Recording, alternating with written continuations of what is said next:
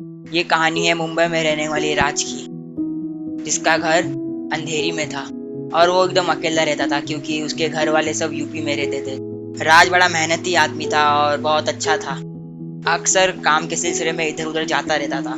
वो ज़्यादा पैसा नहीं कमा पाता था और उसके सर में इतना कर्जा था, वो गरीबों की ज़िंदगी जी रहा था। इसके पिछले वाला महीना तो जैसे जैसे कट गया, लेकिन इस महीने में उसको ज़रा भी काम नहीं मिला था और ऊपर से लॉकडाउन भी लग चुका था, तो काम का तो उम्मीद उसको दिख ही नहीं रही थी कहीं। फिर एक दिन गुजरात से उसको फ़ोन आता है काम के लिए। वो थोड़ा खुश होता है। गुजरात जाने के लिए ट्रेन की टिकट बुक करता है, लेकिन तो उसको टिकट नहीं मिल पाती है, तो फिर वो बस से जाने की ट्राई करता है।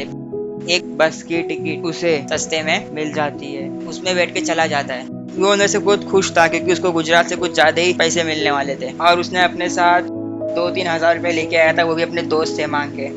उन पैसों से ही वो खा पी लेता था बस में। तभी राज को अचानक थोड़ा अजीब सा लगने लगा, जैसे कि वो बीमार है। उसका पूरा बदन गर्म होने लगता है, लेकिन वो उस चीज़ को इग्नोर करके सो जाता है।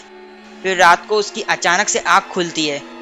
फिर वो देख के हैरान हो जाता है कि बस के अंदर कोई है ही नहीं। वो थोड़ा घबरा भी जाता है। वो सोचता है मैं सपना देख रहा हूँ। फिर वो ड्राइवर के सीट के पास जाता है ड्राइवर को देखने के लिए, पर ड्राइवर वहाँ पे रहता ही नहीं है। मतलब बस अपने आप चल रही रहती है। ये सब देख के वो अक्का बक्का हो जाता है। फिर वो सोचता है कि मैं कोई सपना देख रहा हूँ। जैसे ही वो अपने सीट पे जाने के लिए पलटता है तो देखता है कि सारे पैसेंजर बैठे हुए हैं और ड्राइवर भी है। उसको सब देख के लगता है कि शायद ये सब मेरा कोई वहम है और वो चुपचाप जाके अपने सीट पे जाके बैठ जाता है। तभी अचानक उसकी सीट के बाजू में एक औरत बैठती है। व्हाइट कलर की साड़ी पहनी रहती है और उसका मुंह पूरा उसके बालों से ढका रहता है। वो रो रही होती है उसके बाजू में। राज उसको देख के पूछता है, क्या हुआ मैडम जी, आप रो क्यों रहे हैं? वो कोई जवाब नहीं देती है, तेजी से रोने लग जाती है।